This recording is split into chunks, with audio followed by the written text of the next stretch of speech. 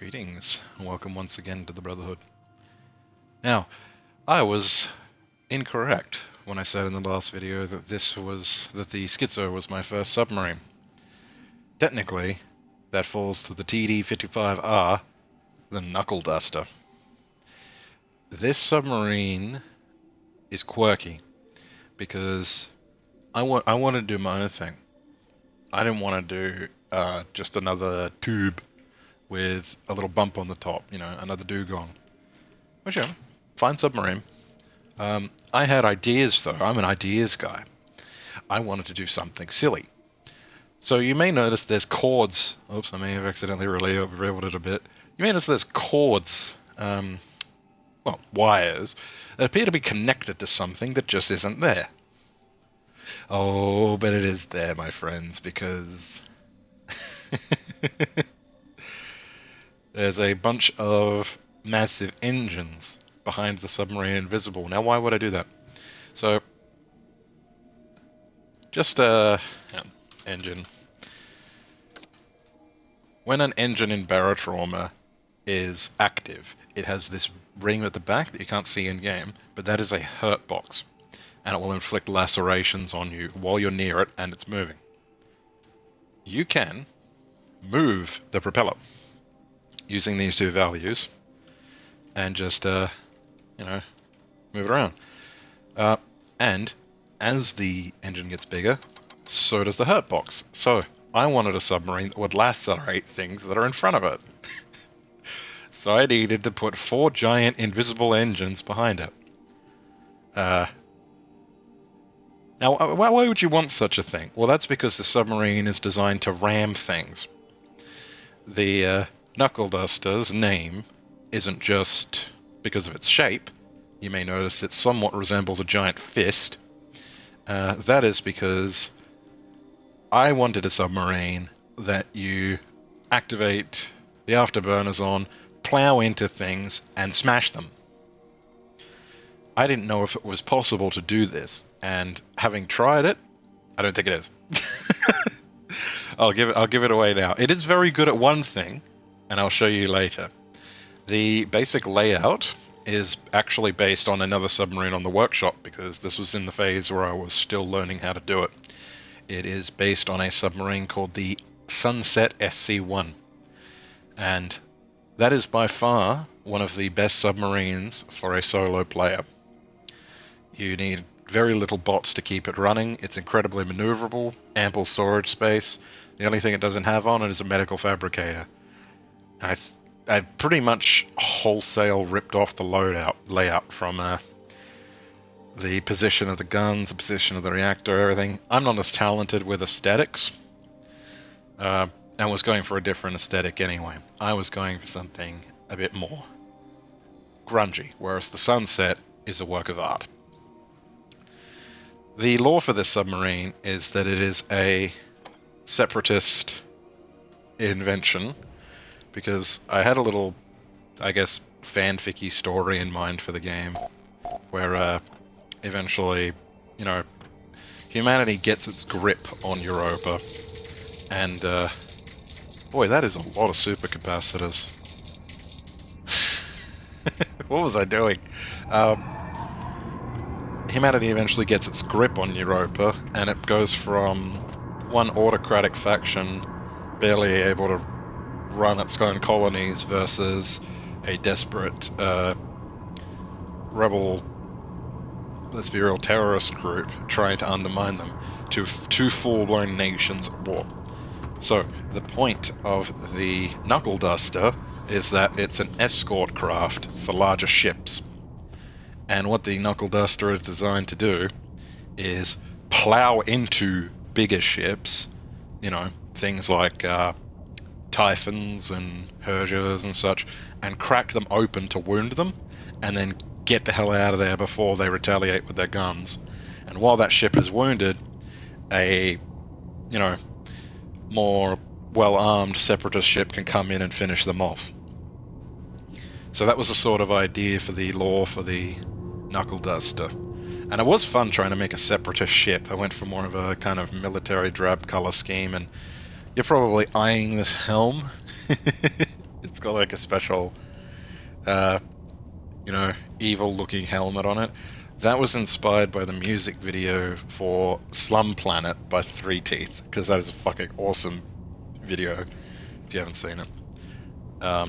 Yeah, I just like the idea of an integrated helmet in a chair, and I thought I wanted to see if it would work. Some hats clip through. Luckily we spawn with the Renegade, the Veteran's cap, so it doesn't, but I think there's a few hats that clip through, like the Admiral's cap and such. Oh my. It is cool seeing the bubbles on the front, isn't it? Helps kind of sell its speed. It's all covered in barbed wire and nasty bits. It does have a booster. It's not that strong. Oh, it's not strong because this is before I figured out how to use memory components to set the Afterburners to always be on. Where is it? Is it here? Oh, this is embarrassing. He doesn't even remember where his own ship's parts are. I think it is there. Hang on. So yeah, much like the last one. There we go. You have to go and prime them. Which I don't hate the idea of more things like this having to be done on a submarine. More things to tell the engineer to go do. Keep the classes that sometimes have a bit of downtime engaged. So, decently fast, as you can see. And, oh, the noise! Listen to that. Assuming it's not doing that staticky thing again. And you may notice, because it's got the giant Afterburners, it's incredibly loud in the water. It looks like a freaking Charybdis. Afterburners, all the way up to nearly 52. And it is as fun to smash into things as you can imagine. This was also before they added the shrapnel mechanic, by the way, where if you're near hulls when they break, you get lacerated by shrapnel.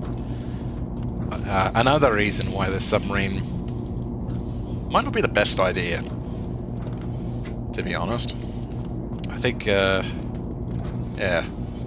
Conceptually, I like this a lot more than how it actually turned out. I'll show you the thing that it's good for now. I'll just set it to hold position. About here. So, it's not really got many gimmicks other than the whole front of it.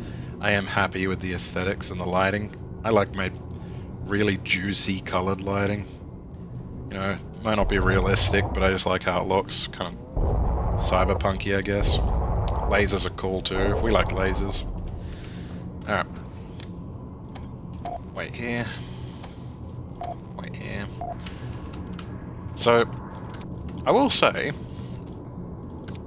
the Knuckleduster does damage things that are in front of it quite well, actually. But the problem is that laceration is a damage type in this game that I think a lot of creatures are resistant to. Like, mud raptors do not care if you lacerate them, which makes sense, they're covered in shells. Oh, epilepsy warning, by the way, for the, I guess, electrified knuckles of the Duster. This is also the first submarine I used the flag on, because I like the idea of flags. That's the idea of a craft having like a screen or a hologram for a flag.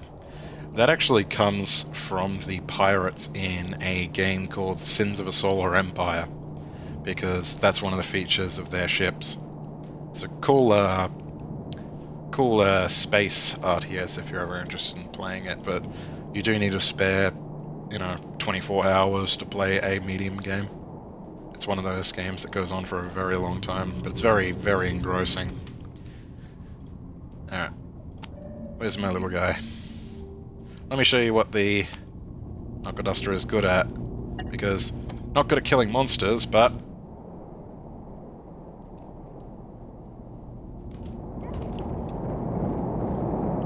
kills the fuck out of divers.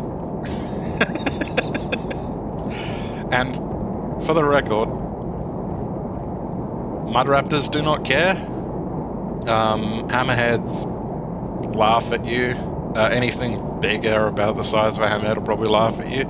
It does demolish crawlers, so we at least have that. But yeah, that's bit of a problem, you know. It's more of a hazard to the crew than it is to the life forms of Europa, which is a shame. It would have made me so happy if I could make a submarine that does this more effectively. I'm sure there's a way to do it. I think enhanced armory makes... Oh, there's a fire. Is the alarm going to turn on? Did I set it up properly? Yeah, it did. Look at that. I love it when submarines catch on fire when you stress them too much. Isn't it fun? Did I remember to put extinguishers on the submarine, though? That's the question. Did I have that foresight? Nope. I'm the best submarine engineer.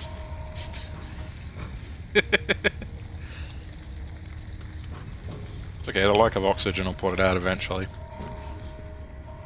But yeah, that is another early submarine I made. It could be worth trying to get it to work again, but yeah, not all projects work out.